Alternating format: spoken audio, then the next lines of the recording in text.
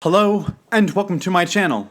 My name is Jonathan Cohn, and today I have my book review of the book Star Trek Deep Space Nine Force and Motion by Jeffrey Lang. Jeffrey Lang is the author of 4 Star Trek novels. I have read now 3 of them. The first one I read was his novel Immortal Coil, which a lot of people loved. I thought was okay, it was well done. He also wrote one of the string theory books for Voyager, which I again thought was okay, but didn't love. And then he wrote a third book, which I have not read yet, but I plan to read. That is a sequel to The Immortal Coil. That book's called The Life Fantastic.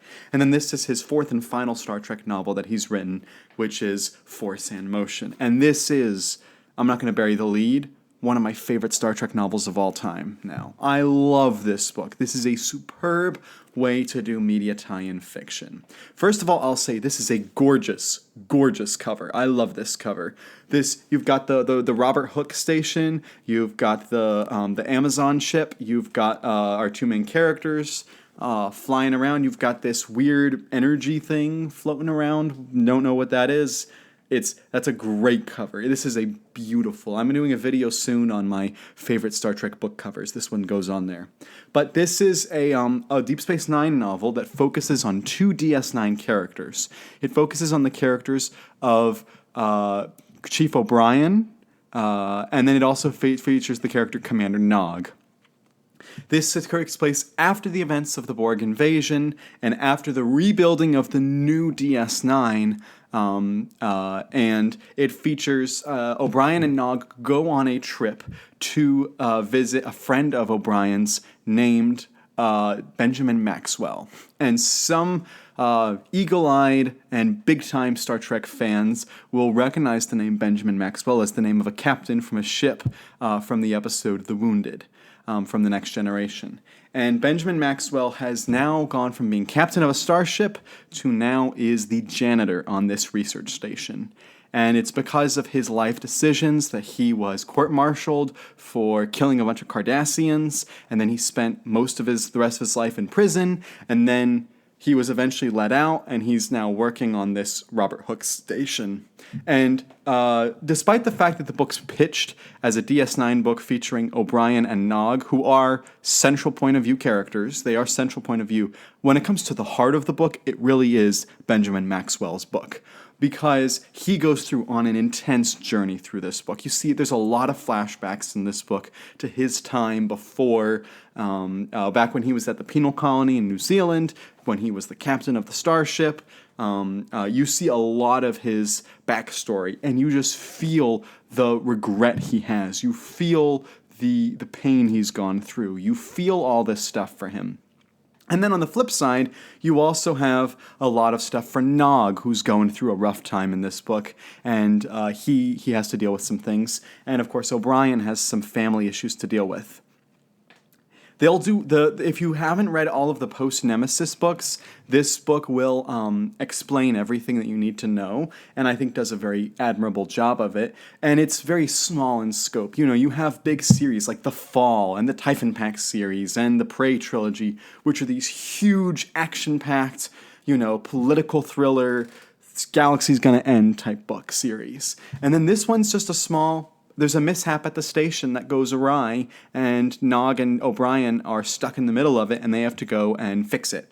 And that's basically like the plot premise of the story. And it's really small in scale, but it just delivers everything perfectly. The characters are done perfectly. My apologies. The action is done perfectly. The themes are done perfectly. Just about every element of this book, including the writing style, the way it just reads, is done perfectly. The one gripe I have with the book is that the way that the way that you get some of the backstory is you get the therapy sessions, and I felt that the therapy sessions went on too long. I would have cut out some of the therapy session stuff and maybe had more time on board Maxwell's ship, or featuring O'Brien and his love interest from his past, all that stuff. I would have focused more on that. But that's a smaller gripe, because overall I really loved everything about this book. I would compare this book to 2 of the movies. I'd say there's certainly some thematic elements to the motion picture, But I also really think there's some great thematic elements to Generations, particularly the opening sequence of Generations, which I just thought were both very well done.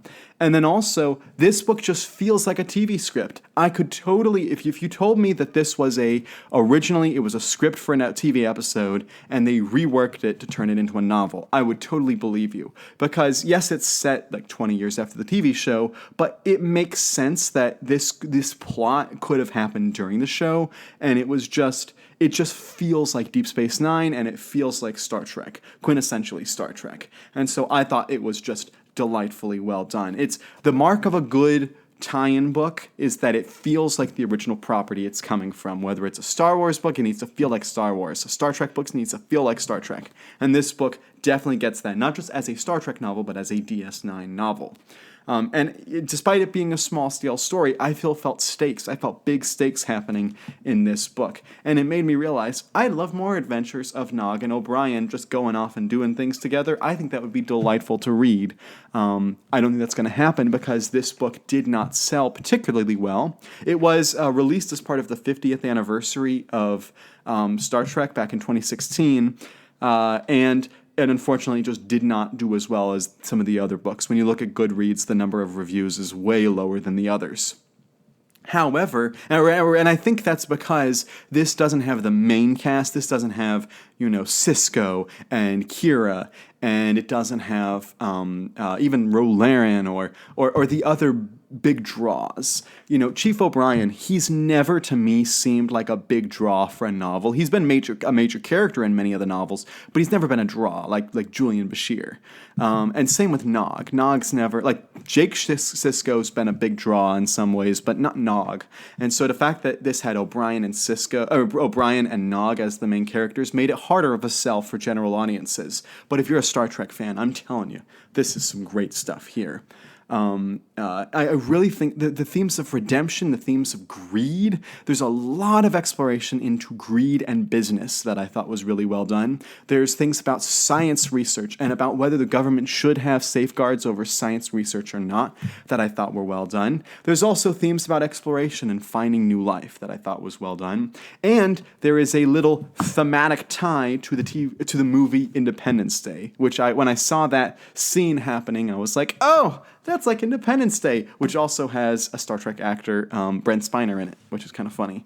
But yeah, there's an Independence Day connection, and there is a delightful reference to red shirts in Star Trek, which I thought was really humorous and really well played. It wasn't the most original joke, but it worked in the context of the scene, so I really liked it.